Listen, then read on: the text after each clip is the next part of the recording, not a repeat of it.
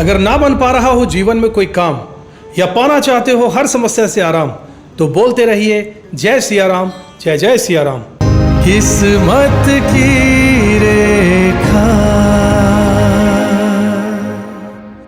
नमस्कार साथियों, किस्मत की रेखा में एक बार फिर से आपका बहुत बहुत स्वागत करता हूं। किस्मत की रेखा में हम रोज आपके लिए ज्योतिष से संबंधित कुछ रोचक वीडियोस लेकर आते हैं और कुछ उपाय भी बताते हैं जिन्हें अपने जीवन में फॉलो करके आप अपने जीवन को सरल और सफल बनाने का जो एक रास्ता है उस पर चल पड़ते हैं, और यही हमारा असल प्रयास आपके जीवन में बदलाव लाने का रहता है। समय बर्बाद न करते हुए चलिए आज शुरुआत करते हैं कि मई 2025 का महीना आप यानी कि तुला राशि वालों के लिए कैसा रहने वाला है।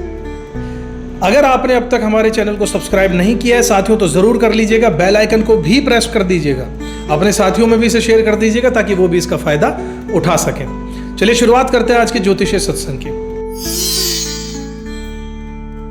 साथियों, अगर आपकी राशि भी है तुला, तो इस बार मई 2025 का महीना आपके लिए लाया है बहुत सारे सवालों के जवाब और ढेरों नए मौके। क्या इस बार करियर में आएगा नया टर्निंग पॉइंट? क्या पैसा आएगा हाथ में या फिर खर्चों में फंसा रह जाएगा? क्या आपकी लव लाइफ में होगा कोई नया मोड़ या फिर कोई पुराना रिश्ता फिर से लौट आएगा? इस वीडियो में हम डिस्कस करने वाले हैं ग्रहों की चाल से लेकर हर छोटे से बड़े बदलाव तक को, हर पॉजिटिव सिग्नल से लेकर हिडन चैलेंजेस जो आपकी लाइफ में आ सकते हैं, वो भी एकदम रियलिस्टिक, रिलेटेबल और इजी भाषा में आपके लिए। यह राशिफल सिर्फ राशियों का विश्लेषण नहीं है, ये एक रोड मैप है, एक गाइडेंस है, एक रास्ता है जो आपको डिसीजन लेने में क्लैरिटी दे देगा और आपके मई को बना देगा पर्पसफुल, कॉन्फिडेंट और लकी। तो चलिए शुरुआत करते हैं तुला राशियों के लिए मई 2025 का ये बेहद खास मासिक राशिफल।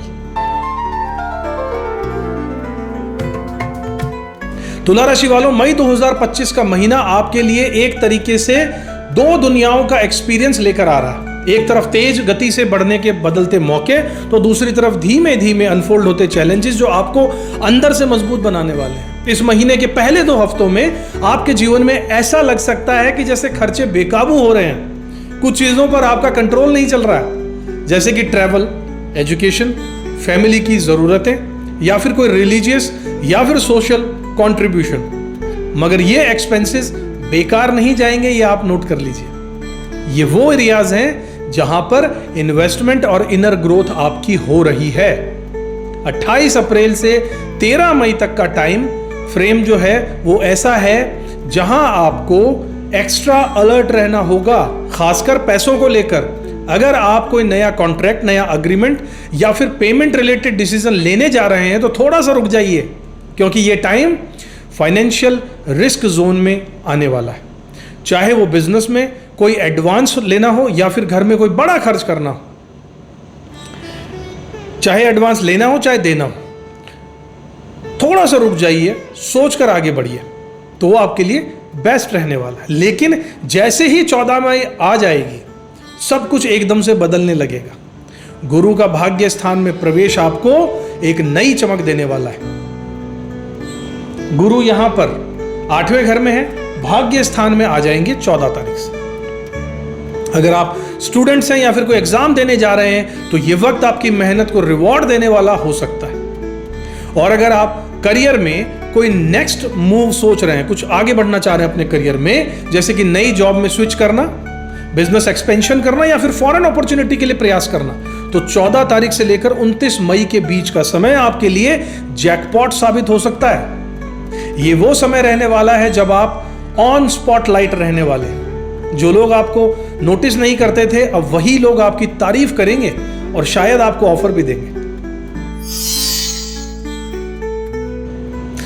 काम और प्रोफेशनल लाइफ की बात करें तो नई जिम्मेदारियां, बड़ा रिकॉग्निशन और करियर में इस महीने बहुत सारे सिग्नल आपको मिल रहे हैं। कुछ एक्साइटिंग, कुछ डिमांडिंग रहने वाले हैं। शुक्र बुध की युति और फिर अष्टम में जब सूर्यदेव आ जाएंगे, इनका प्रवेश, ये सब मिलाकर आपके प्रोफेशनल डायनामिक्स में बड़ा बदलाव लेकर आने वाले हैं। अगर आप पहले से किसी पार्टनरशिप बेस्ड बिजनेस में हैं, काम में हैं, जैसे कि जॉइंट वेंचर हो, फ्रीलांसिंग हो या फिर टीम वर्क हो, तो मई का महीना उस बॉन्डिंग को गहराई देने वाला है। आप अपने कलीग्स या फिर बिजनेस पार्टनर्स के साथ में नया अलाइनमेंट और बेटर अंडरस्टैंडिंग डेवलप करने वाले हैं।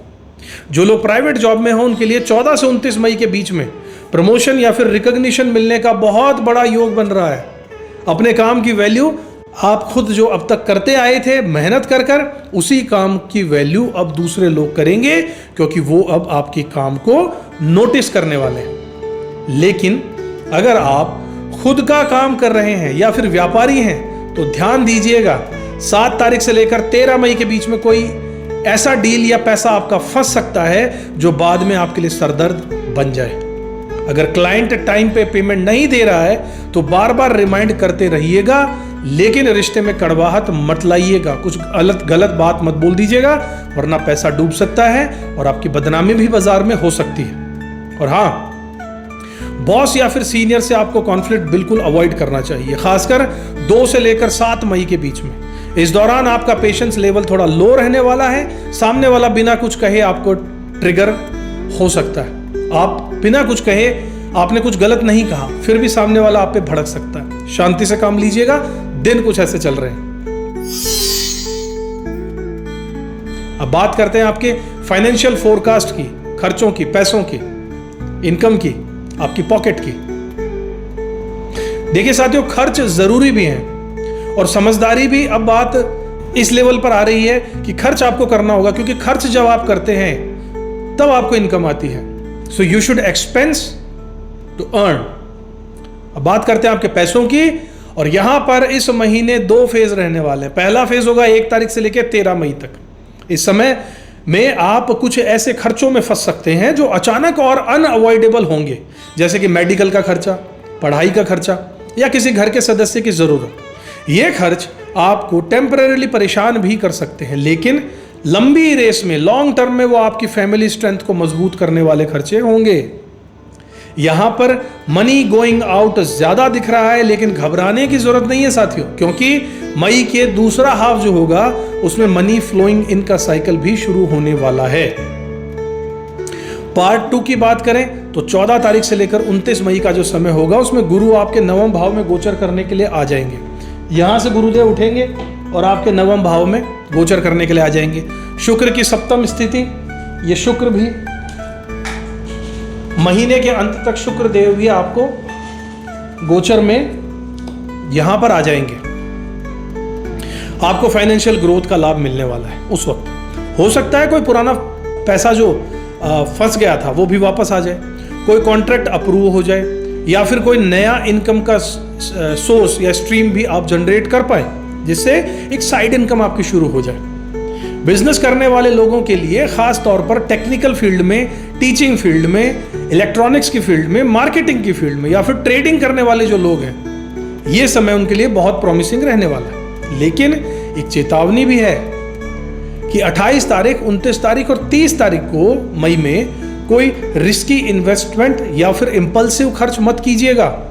पैसे को रोकिएगा इन 3 दिनों में सोच समझकर। यह समय थोड़ा सा अनस्टेबल रहने वाला है। अनएक्सपेक्टेड लॉस या फिर आपको बाद में पछतावा भी हो सकता है। अब आपकी लाइफस्टाइल या डेली रूटीन के बारे में बात करें, जो कि inner balance is the real win है। अगर आप अपने आप पे कंट्रोल करके रखेंगे तो आप जग जीत सकते हैं। आपकी लाइफस्टाइल की बात करें तो मई के महीने में आप अपनी लाइफ को लेकर थोड़ा सा रिफ्लेक्टिव भी महसूस कर सकते हैं।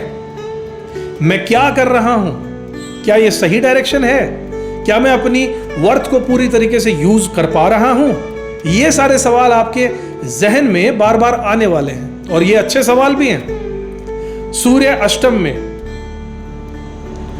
सूर्यदेव जब यहां चले जाएंगे अष्टम में और शुक्र सप्तम में, तो ये आपके इंटरनल ट्रांसफॉर्मेशन की शुरुआत होगी। आत्मा का कारक सूर्य 8वें घर में आ गया। ट्रांसफॉर्मेशन फ्रॉम इनसाइड आने का समय होगा। आप खुद को इमोशनल और फिजिकल क्लटर से बाहर निकालना चाहेंगे। कुछ लोग अपनी पर्सनल ग्रूमिंग, वार्डरोब या घर के डेकोरेशन पर ध्यान देने वाले हैं। 7वें घर में शुक्र आ गया तो कुछ मेडिटेशन पर चले जाएंगे, थेरेपी की ओर झुक जाएंगे। सूर्य जा चुका है 8वें में, इसलिए। और बेस्ट पार्ट ये होगा कि इस सेल्फ केयर में, यानी जो आप अपनी खुद की केयर कर रहे हैं, और ये जो ट्रांसफॉर्मेशन आपके जीवन में बदलाव आएगा, आपकी पर्सनैलिटी में जो चेंजेस आएंगे, इसका असर आपके आसपास के लोगों पर भी पड़ने वाला है। लोग आपको नोटिस करेंगे और यह कहेंगे आपके अंदर कुछ तो नया ग्लो आ गया है, और यही आपकी असली जीत भी होगी। आपके बदले हुए रूप को लोग वेलकम करेंगे पॉजिटिवली। आपके लव लाइफ की बात करते हैं तो आपका दिल ये कह रहा है इस वक्त कि ये दिल मांगे कनेक्शन, लेकिन क्लैरिटी के साथ तुला राशि वाले इमोशनल भी होते हैं और रिलेशनशिप ओरिएंटेड भी होते हैं।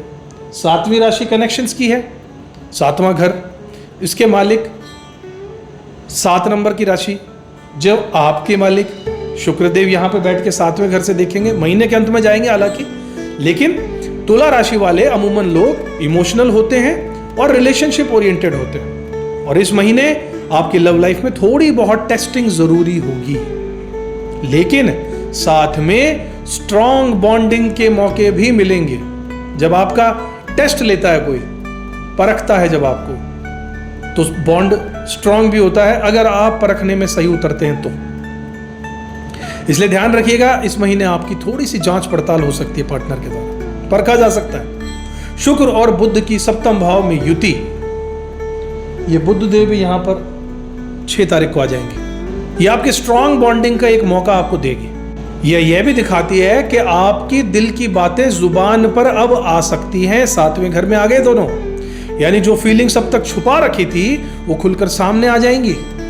अगर आप किसी को पसंद करते हैं तो अब उन्हें एक्सप्रेस करने का टाइम भी आ गया है। लव का कारक शुक्र, बोलने का कारक बुध, यानी प्यार मोहब्बत में जो आप कहना चाहते हैं अब कह सकते हैं। किससे? 7वां घर यानी कि सामने वाले से। लेकिन ध्यान रखिएगा साथियों, मंगल जो है आपका 10वें भाव में बैठा है और राहु भी 18 मई को 6ठे भाव में शिफ्ट कर जाएगा। राहु देव यहां से यहां 6ठे भाव में शिफ्ट कर जाएंगे, उल्टा चलते हैं। इसी तरीके से केतु देव यहां पर आमने सामने इनके रहेंगे, 6 से 5 में आ जाएंगे। इससे कुछ लोगों को ट्रस्ट के इश्यूज आने लगेंगे, जेलसी भी उत्पन्न होगी, ओवर थिंकिंग भी आपके मन में आ सकती है। ये समय थोड़ा सा इस युति के कारण थोड़ा सा आपके लिए बन सकता है। अब आपको मैं एडवाइस यही देना चाहूंगा कि जितना प्यार दिखाइए उतना ही क्लियर कम्युनिकेशन भी रखिए।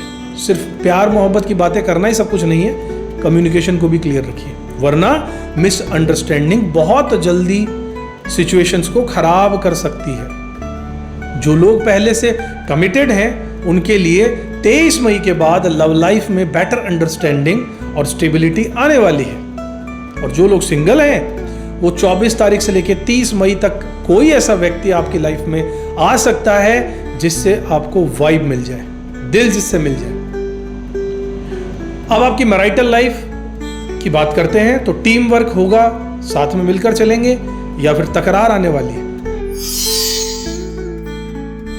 शादीशुदा जिंदगी में इस बार मिक्स एनर्जी देखने को मिलेगी साथियों। शुक्र और सूर्य का असर एक तरफ रिश्ते में गर्माहट लेकर आ रहा है, लेकिन केतु 12वें घर में और फिर मंगल 10वें घर में वहां से दिखाई दे रहे हैं। कुछ पुरानी बातें फिर से उठ सकती हैं या फिर किसी बात पर ईगो क्लैश भी हो सकता है।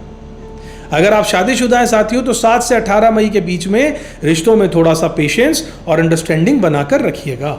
इस दौरान अगर कोई प्लानिंग है, जैसे कि यात्रा करनी है, खरीदारी करनी है या फैमिली डिस्कशन करना है, तो उसमें पूरी ट्रांसपेरेंसी रखना आपके लिए बहुत जरूरी है।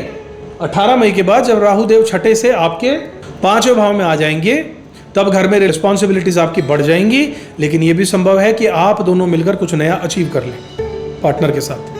जैसे कोई कॉमन गोल आप बना सकते हैं, घर की प्लानिंग आप कर सकते हैं, बच्चों से जुड़ा कोई निर्णय ले सकते हैं। एक बहुत अच्छी टिप आपको देना चाहूंगा कि इस महीने अपनी मैरिड लाइफ को बेहतर बनाने के लिए सिर्फ बोलिएगा ही नहीं, एक्टिवली सुनिएगा भी। कम्युनिकेशन 2 तरफा हो तो लाइफ में बैलेंस महीने में इस वाले में बन जाएगा। आपकी हेल्थ के बारे में बात करते हैं साथियों। बॉडी से ज्यादा माइंड की केयर इस वक्त बहुत ज्यादा जरूरी है। स्वास्थ्य की बात करें तो इस बार एम्फेसिस आपके मेंटल पीस पर रहना चाहिए। केतु 12वें घर में है, 11वें में आ जाएंगे इसके बाद। मंगलदेव वहां पर नजदीक है। इसका सीधा सा मतलब यह है, मंगलदेव जो 7वीं दृष्टि चौथे घर पे डाल रहे हैं मन पर, इसका मतलब है कि इस महीने हेल्थ को लेकर सतर्क रहना जरूरी है। अगर आप पहले से किसी क्रॉनिक इश्यूज से जूझ रहे हैं, जैसे कि blood pressure, stress, acidity, hormonal imbalance, तो इस महीने कई लक्षण आपके और ट्रिगर हो सकते हैं। नींद की कमी आना, अनजानी थकावट बिना बात के, लो एनर्जी फील करना, ऐसी चीजें आपके लिए इस महीने पॉसिबल हो सकती हैं, खासकर 1 से लेकर 12 मई के बीच में। इसका सिंपल सॉल्यूशन क्या है? अपनी लाइफस्टाइल को थोड़ा सा डिसिप्लिन बना दीजिए। रोज सुबह 20 मिनट की ब्रिस्क वॉक, यानी छोटी सी हल्की सी धीरे धीरे कदमों से चाल चलिए 20 मिनट के लिए। दिन भर पर्याप्त पानी पीते रहिए। सोने से पहले अपने स्क्रीन टाइम को कम कर दीजिए, मोबाइल से दूरी बना लीजिए और हफ्ते में 1 दिन पूरी तरीके से अपने लिए समय निकालिए। मेडिटेशन कीजिए, खुद से बातें कीजिए, शांति से ध्यान लगाइए। 23 मई के बाद जब बुध लाभ स्थान में आ जाएंगे तब आपकी एनर्जी इंप्रूव होगी, मेंटल क्लैरिटी आएगी और ओवरऑल वेलनेस में एक फर्क महसूस होने लग जाएगा। अब साथियों, आपकी फैमिली और सोशल लाइफ के बारे में बात करें तो यह समय जोड़े रखने वाला है फैमिली को। फैमिली की लाइफ में यह महीना बॉन्डिंग और बाउंड्रीज का मेल रखने वाला है। महीने की शुरुआत में हो सकता है कि किसी फैमिली मेंबर की सेहत या फिर कोई खर्च आपको मेंटली डिस्ट्रैक्ट करे, लेकिन गुरु का भाग्य स्थान में गोचर और सूर्य की दृष्टि आपके चौथे भाव पर, ये दोनों यह दर्शा रहे हैं कि घर का माहौल धीरे धीरे बैलेंस हो जाएगा। नक्षत्र लेवल पर सूरज जो चौथे घर को एक्टिवेट करेंगे इस कारण से। 15 मई के बाद में जब घर में कोई पॉजिटिव इवेंट, यात्रा की प्लानिंग हो सकती है, रिश्तेदारों से रिकनेक्ट होने का मौका भी आपको मिल सकता है, तो बिल्कुल आगे बढ़कर इस मौके का फायदा उठाइएगा। और हाँ, कुछ लोगों को रियल एस्टेट या फिर प्रॉपर्टी से जुड़ा कोई काम भी इस महीने टच कर सकता है। सोशल लाइफ की बात करें तो इस बार आप ज्यादा सेलेक्टिव रह सकते हैं। आपके दोस्त कम हो सकते हैं, लेकिन जो होंगे उनमें बॉन्डिंग बहुत डीप होने वाली है। अब बात कर लेते हैं कुछ उपायों की जिसका आपको इंतजार रहता है, ताकि मई 2025 का महीना आपके लिए खास बन जाए। सबसे पहले नोट कर लीजिए इन्हें, हर शुक्रवार को महालक्ष्मी की पूजा करना मत भूलिए और ओम श्री महालक्ष्मी नमः का 108 बार जाप जरूर कीजिए। हो सके तो रोज कीजिए, क्योंकि शुक्रदेव आपके मालिक हैं। अगला पॉइंट नोट कीजिए कि बुधवार को हरे वस्त्र पहनिए और गाय को हरा चारा जरूर खिलाइएगा। बुध ग्रह को शांत रखने के लिए बहुत जरूरी है। फिर लिखिए, शुक्रवार को सफेद मिठाई का दान करना चाहिए आपको। प्रेम और पैसे दोनों के लिए संतुलन बन जाएगा। अगला नोट कीजिए, रात को सोने से पहले तुलसी के पास में दीपक जरूर जलाइएगा। इससे आपको मानसिक शांति बढ़ेगी और फैमिली में आपके प्यार मोहब्बत से बढ़ेगा। इसके बाद शनिवार को काले तिल और उड़द का दान जरूर कीजिएगा। केतु और राहु के प्रभाव को शांत करने के लिए यह बहुत ही उत्तम रेमेडी है। तो साथियों, ये था आपके लिए, तुला राशि वालों के लिए मई 2025 का डिटेल्ड प्रैक्टिकल पावरफुल राशिफल। अब आपके पास वो क्लैरिटी है जिससे आप समझ पाएंगे कि कहां बढ़ना है, कहां रुकना है और कहां थोड़ा सा बदल जाना है। याद रखिएगा, ये तो सिर्फ संकेत देते हैं ग्रह, लेकिन कर्म ही हमें सही दिशा दे देते हैं। और जब आप समय के साथ सजग होकर, ज्योतिष के हिसाब से समझकर डिसीजन लेते हैं तो हर मुश्किल आपके लिए मौका बन जाती है। अगर ये वीडियो आपको मददगार लगा हो तो चैनल को सब्सक्राइब जरूर कीजिएगा, वीडियो को लाइक कीजिएगा, बेल आइकन प्रेस कीजिएगा और कमेंट जरूर करके हमें बताइएगा कि इस बार का राशिफल आपके लिए कितना पॉजिटिविटी लेकर आ रहा है। मैं फिर से मिलूंगा एक नई राशि के साथ, एक नई एनर्जी के साथ, एक फ्रेश प्रेडिक्शन के साथ में। तब तक के लिए stay aware, stay balanced and keep shining like a true Libra. जय श्री राम। किस्मत की रेखा